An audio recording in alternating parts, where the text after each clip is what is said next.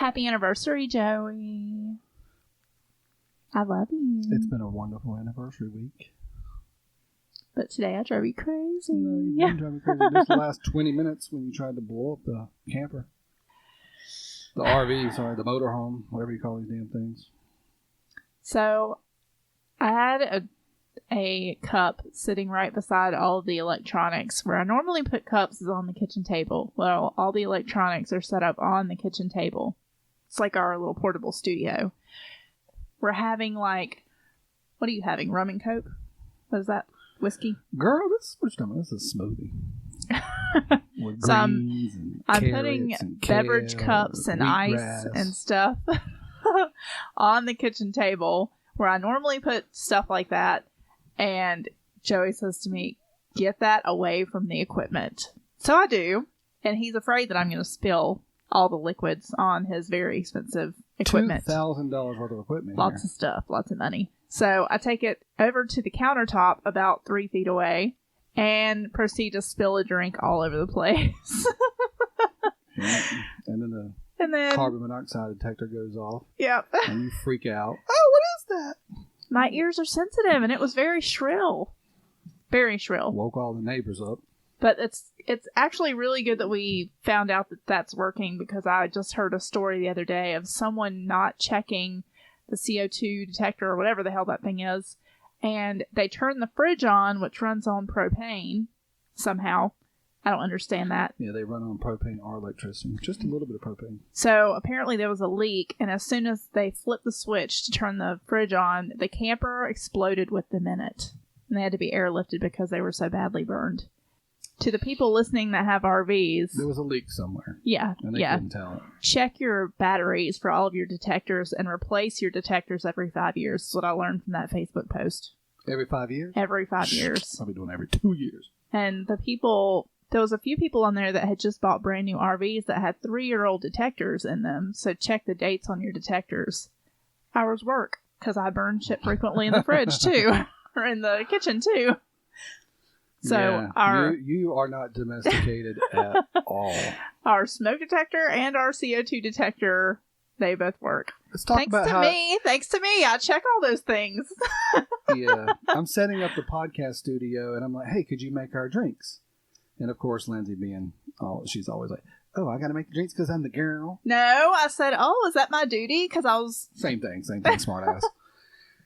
So I go back, I'm doing something to grab the equipment, and then a few seconds later, I turn around, and she's pulled the ice bag out of the freezer, and it's a solid block of ice. And she's ripped the front of it, just trying to dig little cubes of ice out of it. I didn't rip it. I was untying it. It was already ripped. It was not my fault. Trying to dig out cubes of ice from this frozen solid. And I'm like, you poor undomesticated I need you. So I take it and just pop it right on the floor. And of course, now we have, plenty of ice. But you just, she was sitting there just... I need you in my life, obviously. I know. I'm valuable. I know how to cook, clean, and... get ice out of a bag. And set up podcasting equipment and stuff. Yeah. That's pretty valuable. And I clean the toilet. You missed the spot. I drain the swamp. The black tank. And my mama gonna come in and tell me to go clean the dishes. Well, up Sharonda. Up Sharonda. My dishes, I haven't ate here in 2 days. I had McDonald's. My dishes in the trash can. Your dishes in the sink. You always telling me to do the dishes. I come in the dishes. It's only one thing in there. You always say this ain't my house, so I can't do what I want. But baby, I clean everything up in here, so you do the dishes. You do the dishes if it's your... Oh. Yeah, the black tank is the pooper, for those of you who don't know, that don't live the RV life. That is that's where the toilet gets That's what everyone's into. Afraid of. That's it's why so everyone... easy, too. It's so easy. That's why everyone doesn't want to do an RV, because they're afraid of handling poop. And really, you don't have to handle you don't handle poop, people. Yeah, it's a really easy process. The black tank and the gray tank. The black tank is where the poop and the toilet paper and the pee go, and throw up if you're Lindsay every weekend. Oh, shut up. That is not true. I know, that's not true. So if you're anyway, and then you, so it's really easy. You go out to your side because you're hooked up already. We're not giving a training session here, but you've got the stuff hooked up already, which is also easy. Yeah. But you pull the black and you hear it and you see it. And you do get a little smell then. Shut up, you stink! Because it's going into the ground, wherever your campground is. You got this tube, this piping going into the ground, a septic tank. Little vapors can escape. Yeah, little vapors can escape. And the elbow where the waste goes through to the ground is clear. And it's an important part of the piping because you need to know that the pipe you're about to disconnect is clean. And you clean it with the gray tank water, which is your sink water and your shower water and all that. So it's typically soapy water in the gray tank that goes through that pipe after the black tank does. But that clear is funny because the first time you see it, you look over and just like, oh, wow, that's like a week's worth of... Shot. Yeah, we're going to make a video of it one day for y'all, just so you can see it. We're going to show you the whole process. Yeah. So what was the point to all that? Just to prove that I need you in my life because I'm so you do none of ridiculous. This stuff. Yeah, you do none of this stuff. So, we had an interesting day. It's our anniversary. This is our 4-year wedding anniversary. It is May 31st, 2017. Well, we've been together for 7. We've been together for 7. And people hate us. Joey and I met through friends, but I think it's funny because he was my tax guy. He was, during my divorce, we got all of our paperwork together, me and my ex, and I had found out that Joey was a tax guy, so I took my tax paperwork to Joey, and I think that's an interesting little piece of our relationship, because that's kind of, I don't know, that wasn't the start of it, but that's an interesting piece of our relationship puzzle. Yeah. Because I told her I'd help her for free, and then trifling a little. And I was like, now you paid me. And I did. I paid you. And then you refunded my money. Yeah. Anyway. So if you want to hear more about that, though, email us at thatrvlife@gmail.com, and we'll tell that story, and we're going to put it on the bonus episodes. We're not going to put it in these, really, because it's that was kind of the plan. Those stories are kind of left for people who are our friends or they're really interested in those stories because we reveal our personal lives.